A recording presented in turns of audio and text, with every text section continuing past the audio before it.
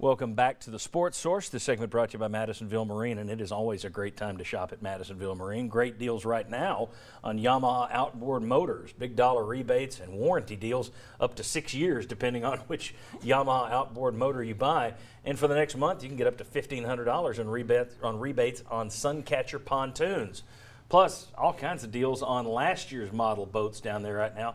Some have $1,000 discounts, some have $1,500 discounts. Let me tell you, if you're in the market for a boat, there's no better place to buy one than Madisonville Marine. All right, let's play a little rapid fire with Sterling Hinton, Daniel Hood, Josh Ward, Bob Hodge. Bob Hodge, until yesterday, I had viewed, and we'd said this, we've discussed it, Ty Chandler. I didn't think it was fair to compare him to Alvin Kamara, but kind of a poor man's Alvin Kamara. You know, he can catch the ball out of the backfield. He can certainly run the ball, playmaker. Did I underestimate him? Is he more than just a poor man's Alvin Kamara? I'll tell you what, I think he has the opportunity. He's got 2 more years here. I think he has the opportunity to be Alvin Kamara to an extent. And the reason isn't even his running or his catching the flare passes and the screen passes that you usually see running backs catch. It's how he catches the ball down the field. He made a great catch on the sidelines that got called back because of an illegal formation. That was a wide receiver type catch. Then he catches a pretty long pass down the middle of the field, scores a touchdown for Tennessee. That's the kind of thing that Alvin Kamara could do, and you don't see that in the NFL with a lot of running backs. I mean, most of it is not downfield passing. So, yeah, I think if Tennessee progresses in his next 2 years, he has a chance to be right where Alvin Kamara was when he left here. Right. Or actually what Alvin Kamara was after he left here.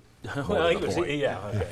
Very good. Sterling. Yes, sir. Ty Helton moved from the coach's box, and I like this because, again, you're in the open date. This staff shows me that they're willing to change things up, to make adjustments. They moved Ty Helton from the press box down to the sideline. As a former quarterback, and Garitano said it helped, as a former quarterback, how does that help you to have eye-to-eye with the guy calling the plays? It helps so much. I mean, that's a luxury that I unfortunately have never had the time to have. But, you know, when you got a fresh pair of eyes on the exact situation, not someone else that's on the team telling you what's going on, in the exact situation, and you can have that time to get eye-to-eye contact, not on a phone, to speak about plays and different developments and offensive movements that happen during the course of a game, that's nothing but a bonus. Thank you, Coach Helton. Salute you for making that change. I think yesterday showed it, and bigger things are coming out of the offense because of it. How much do you think that also – now, Garantano, as we showed earlier, he's not a guy that seems to get flustered. But how much just in terms of regulating somebody's calmness, their energy level, having somebody there rather than on the phone, I would think that would help as well. Absolutely, like me. You know, exactly. It helps because, you know, first of all, the quarterback relationships with your coach and your quarterback coach, that's a bond while you're playing. And when you got that guy down there, you know you're in the fight together. And when you see, over the phone doesn't tell a lie, but face-to-face always tells more, and it showed yesterday. All right. Daniel Hood, lots of people yesterday on social media saying that this was a signature win. This was the signature win, whatever that means, for Jeremy Pruitt. I love the idea of the signature win. Because if you lose the next 6, that won't be a signature win anymore. But let me ask you this. Was that a signature win? You know, I think it was. And I think when you look at this Auburn game, you look at what Pruitt's doing and what he's trying to build upon and all the stats that we mentioned earlier in the show, you needed that moment that you can take into recruiting and say, hey, even though we got left with this, here's what we were able to do with it after a bye week.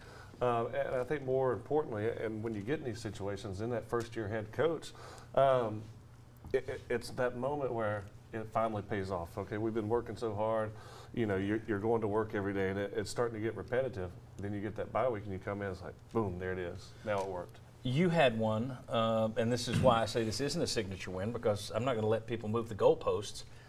Tennessee beat a South Carolina team that went on to be 11-2, number 4 in the nation. You knocked them from the SEC championship game, and people said, no, it's not a signature win. Butch Jones still didn't have the signature win. So how do you then say that South Carolina win wasn't a signature win and this Auburn game was? So if you're going to be grading on the tough curve, then you better do it.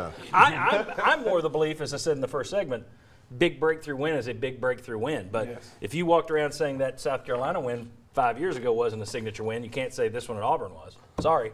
Got to keep you to the same and same standards. And I can say this as a player, you know, what came actually before the South Carolina game was actually the Georgia game that year where Pig Howard, you know, fumbled through the back of the end zone. And I remember teammates in the locker room crying like, man, we went through LSU.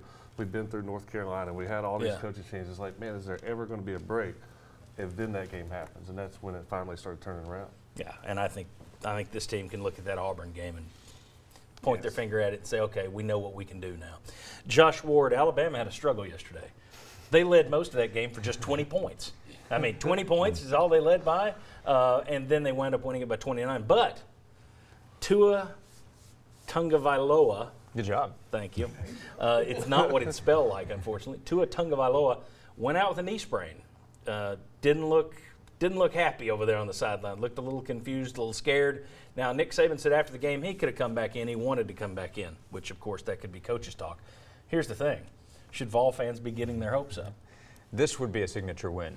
I think everyone would call that a signature win. If Tennessee can beat Alabama. Yeah, I'm sure hopes are going to go up. I would say bring him back down a little bit because when Tua went out, you know who came in? Former SEC Offensive Player of the Year, Jalen Hurts. And that offensive line's still out there, and Damian Harris and Najee Harris. And anytime, whether it's at quarterback or defensive back or defensive line, if somebody goes out, another 4 or 5-star player goes in. So hopes will probably go up, but I would say hopes to keep it more competitive. Tennessee will have a good game plan, I don't doubt that, but Auburn is not Alabama. All right.